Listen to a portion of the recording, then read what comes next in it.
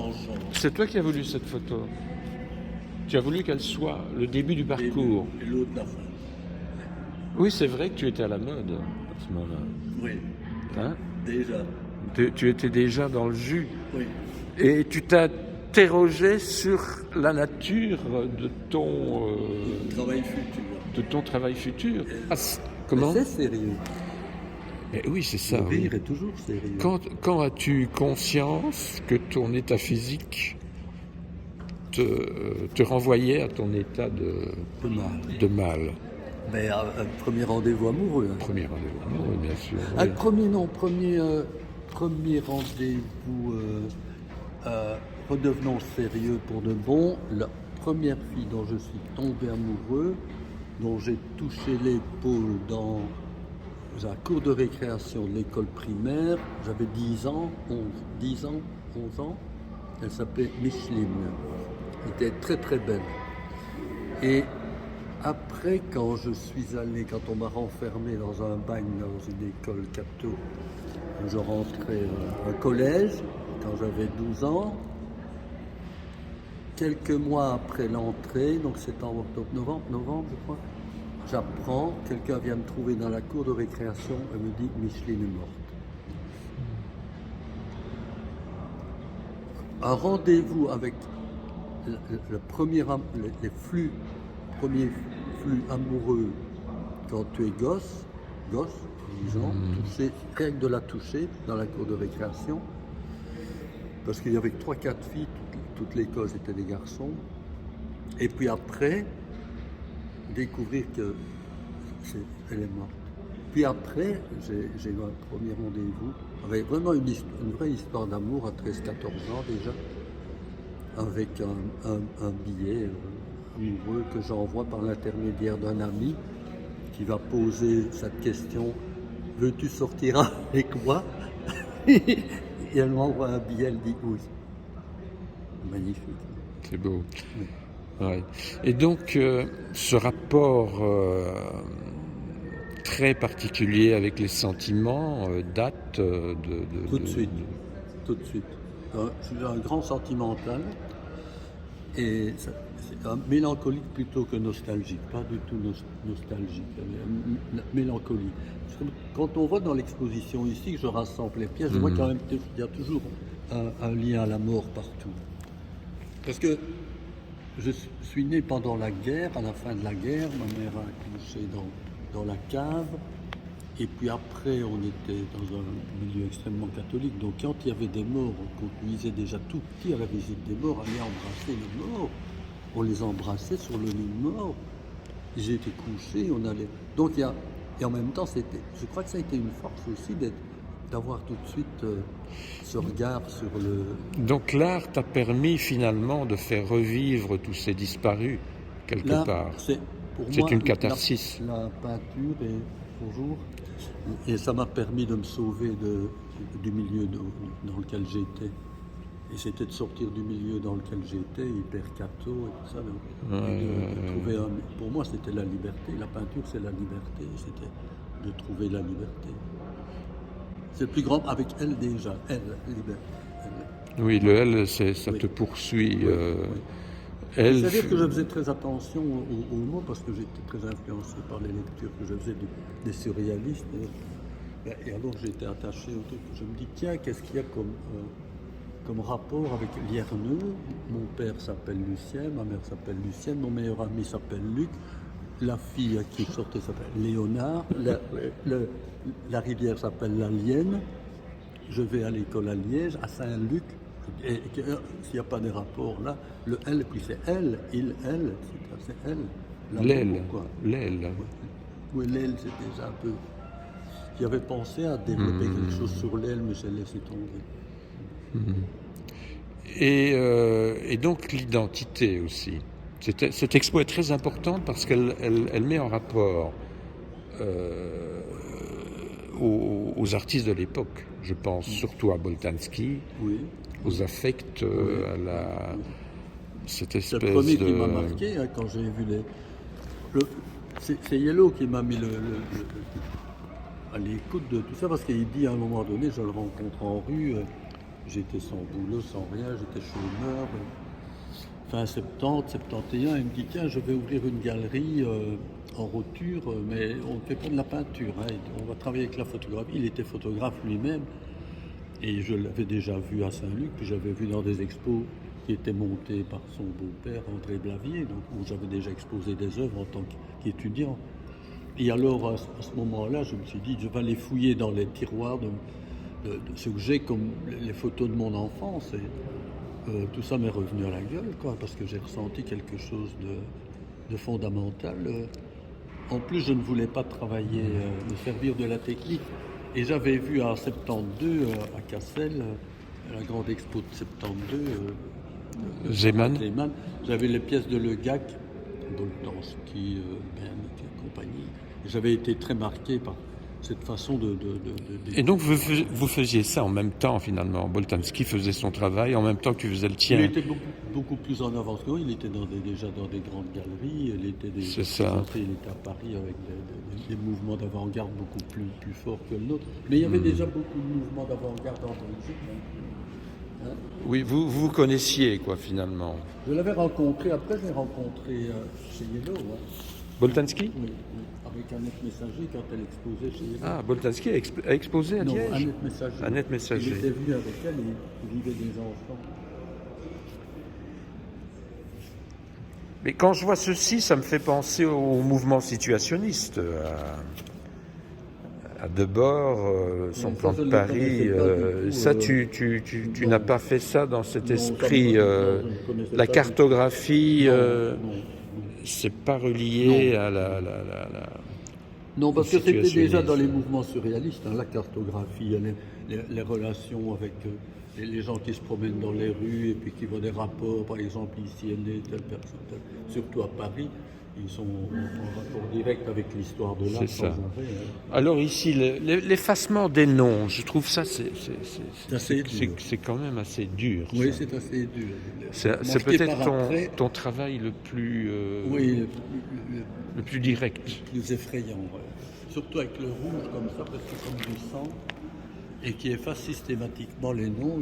Tu veux dire qu'à partir du moment où tu ne connais pas les gens, ils n'existent pas, ils sont morts. Voilà, ils n'existent pas. Oui. Voilà. Oui. Ça, c'est quand même assez terrible. Oui, c'est si tu n'as pas une affection particulière, la personne n'existe pas. C'est un objet. C'est un objet. Il n'est pas dans ma mémoire, donc il ne fonctionne pas dans ma mémoire. Et en même temps, pour faire un jeu graphique aussi, tu vois, un jeu graphique abstrait, je parle et trucs, et ça appelle quelque chose d'autre. Ça appelle un rythme différent, parce que c'est quand même peintre de formation. Et je trouve des rapports avec les lignes. Oui, c'est bizarre. C'est presque une élimination, quoi. Oui, ça renvoie à les périodes peu glorieuses, on peut dire. Oui, c'est vrai. Alors il y a ici, beaucoup de choses qui sont liées à l'amour, hein, dans le travail. Oui, à l'histoire. Oui. À l'histoire, la guerre, 40-45, enfin toutes ces saloperies, quoi. Le cimetière, le truc, il n'y a jamais rien de vraiment joyeux. Hein, oui, non, mais tu es les deux finalement. Oui, mais ici, alors, cette volonté de venir greffer un nom, un autre nom à une personne que tu connais, et c'est d'ailleurs, tu vois. Je me dis, tiens, je rencontre quelqu'un, il ressemble à telle personne. Quel est le rapport, par exemple, avec Joseph Paquet et ce... Aucun rapport, c'est tout à fait gratuit. Joseph Paquet, tu le connaissais? Je les connaissais tous. Hein. Donc tu as tout mélangé. Ceux qui sont photographiés, ce sont des gens avec lesquels j'ai travaillé ou qui me connaissent. C'est pas n'importe qui, quoi. Hein. C'est ça. Ouais, ici, c'est Werner Cuvelier, par exemple, de Guion, l'artiste. Ça, c'était l'ami d'Anne van Zeveren à l'époque. Ça, c'est Jean-Marie Mailleux. Ça, c'est Eddie de Volder. Ça, c'est l'ancien directeur de l'ACA. Ça, c'est Marc Ranouard, qui s'appelle Jules Leroux. Jules Leroux. Oui, Jules Leroux. Et comment tu fais pour choisir Au hasard, tape dedans. Mais tu le fais Au hasard. comment? Tu as des petits papiers, tu fais un jeu Je ne sais plus, mais je savais qu'il y avait telle liste et ça s'appelait comme ça, il ne se répète pas. Et donc ça Parfois, les rend... photos se répètent, donc parfois j'ai plusieurs photos d'Anne Van Zeveren, et des noms chaque fois différents. Et donc, qu'est-ce que tu veux dire par là? Que ça rend compte de la... Il y a les morts ils vivent ailleurs. Les morts vivent ailleurs. Oui, c'est ça. Tous ceux que tu as dans ta tête, ceux qui sont perdus, tu as quitté ton enfance, etc., tu les fais vivre à travers les autres. Tu rencontres quelqu'un et tu dis, ben, on dirait Laurent Gérard. Ouais, Il d'accord. vit dans ta mémoire. Tu penses, tu as tellement vécu dans le village avec des milliers. Moi, je connaissais presque tout le monde. Quand j'ai fait la liste des gens, je connaissais tous ces gens-là. C'est venu de mémoire. J'allais partout, je jouais au foot, il y avait du monde au foot, on me connaissait, j'étais très populaire, si tu veux, dans le bon sens du terme. Et comment est-ce que ça a été réceptionné chez tous ces Jamais été amis? montré. Ça n'a jamais été montré.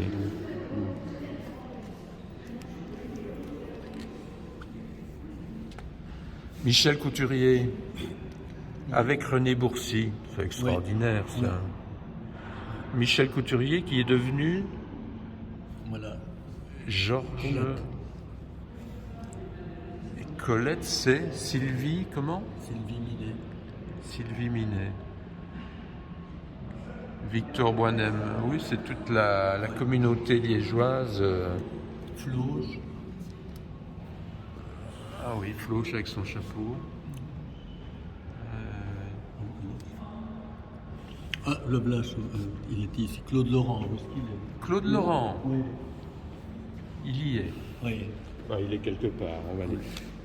Et alors, ce passage à la pierre, ça vient après. La pierre de Fallope. De là, par exemple. Il vient après quoi? Après ce travail, Je ne sais pas les chronologiquement. dates. Chronologiquement, je ne sais pas, c'est mélangé. Tu sais, j'étais extrêmement pauvre. J'étais chômeur, je travaillais dans une librairie, on travaillait 44 heures semaine, payé presque rien. Et chaque fois que j'avais un peu d'argent, j'essayais de développer quelque chose. On vivait chichement. Et ça représente quoi cette pierre pour toi? C'est rendez-vous amoureux. Mais c'est presque... Ici, un développement plus rigoureux, où, par exemple dans les livres, ici, bon, elle est située au nord-ouest du village, au milieu des champs, etc., qui donne quand c'est photographié, 72-11 temps gris pluvieux. Le temps qui fait signifie toujours le temps. Le temps météorologique, tu veux Le dire? temps météo signifie toujours le temps. Le temps avec grand T. C'est parce que le temps météo est vécu par le corps. Donc Tout le temps. c'est quelque Première chose chose que les gens font le matin, de senti. Quand ils se lèvent, qu'est-ce qu'il fait? Est-ce qu'il pleut? Est-ce qu'il fait beau? Ils ouvrent les volets. Oui, c'est Il y a quelque chose de populaire aussi, de naturel, C'est de ça. simple. Alors, une question, une idée qui me vient à la tête. Est-ce que ce n'est pas la pierre de la Fallotte qui fait le lien avec ton travail de peinture? Ici, on est dans le temps, la minéralogie, le côté minéral, on est dans la nature, les choses. Est-ce que ça ne fait pas le lien, ce passage? C'est pas la pierre qui fait le lien, c'est les sapins qui font le lien. C'est les sapins qui font Parce le que lien. ça s'appelle sapin. C-A-P-E-I-N. Ah oui, d'accord. C'est un jeu de mots qui fait que je fais la transition. Oui, mais avant de C'est faire par un jeu de mots. avant de faire les sapins, tu as fait la pierre.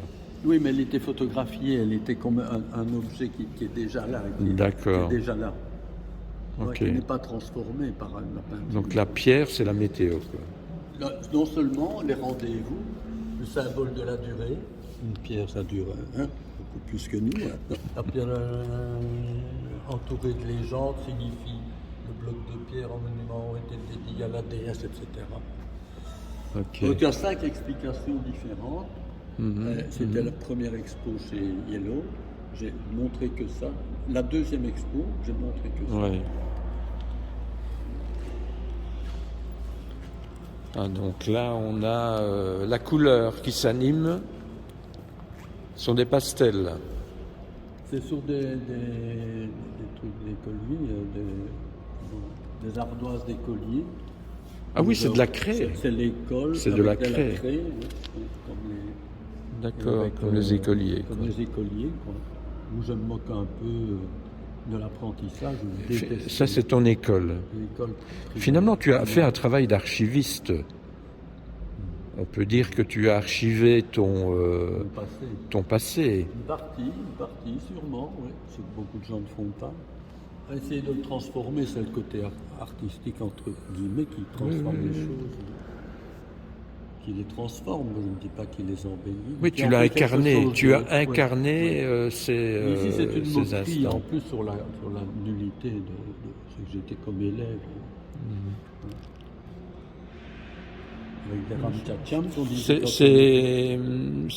Qui t'a acheté ça Personne, c'est un. Personne. Ça appartient à l'artiste. Oui. Et si ça appartient à. Il y en a une à moi, une À Rickers à Boinem. Non, Rickers, c'est la liste des gens. À la grande liste. Ça, c'est. Ça, c'est. Rickers. Il serait temps que le Centre Pompidou acquiert une série. Celle-là, c'est aussi de terre, ça c'est Yellow, ça c'est à moi, ça c'est à moi. Hein? Presque tout le reste est à moi, toute la guerre c'est à moi. Les temps c'est moi, les temps c'est à moi, ça c'est à moi. Les voyages c'est à moi, c'est une belle, elles sont belles les deux. Oui, c'est prise de la De voiture. la voiture de mon père qui me reconduit, la dernière fois qu'on s'est vu, parce que je ne conduisais pas, j'avais pas de voiture, il me reconduit à Vielsalm et j'ai le réflexe de prendre ses photos. Ah oui. Donc c'est plus qu'une photographie. Oui, c'est très sentimental, elles sont belles, je trouve. Mhm. Tout le coucher de soleil, c'est vraiment la fin de quelque chose, au fond. Oui. C'est bien qu'elle marque la fin du parcours. Oui. J'en ai encore 2 ou 3 autres. Mais je pourrais... Il y a beaucoup de documents. Des documents qui viennent une partie de chez moi et chez Yellow aussi, parce que pour les livres, je lui donnais des tas de choses pour faire C'est les ça. livres. Hein. Donc c'est toi qui faisais Je faisais tous ces les maquettes, dessins-là, les maquettes pour la couverture. C'est toi qui as voulu, Oui. par le dessin, avoir Oui. ce. C'est Oui. pas mal. Oui. C'est chouette, hein, une table comme ça. Oui, hein. C'est très bien. Elles sont C'est belles. une belle table. Alors ici, c'est des pièces sur la guerre où je l'ai vraiment... Oui, ça c'est le côté sombre. C'est Parce que on vient... Alors qu'on commence presque avec la naissance, mais on revient à la naissance par la guerre, puisque je suis né. Tu vois. Donc on finit la boucle, tu vois, avec de l'autre côté un départ de quelque chose, d'une vie, et ici presque revenir. Parce qu'il y a tout le temps le voyage. Le voyage aussi, c'est sur la guerre. Je pense au camp de concentration, plus une photo avec de l'érotisme aussi pour oublier certaines choses. Il n'y a que l'érotisme qui est lié aussi à la mort, bien entendu, comme chez Georges Bataille. Et ici, tu vois. C'est ça. Eros Thanatos. Oui. C'est une belle pièce. Je ne la connaissais pas. Je ne la Non, connaissais je pas. jamais pu montrer. C'est à moi aussi cette pièce.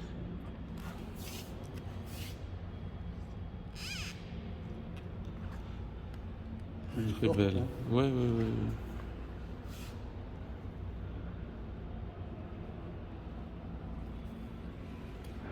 Elle est libre. Très bien.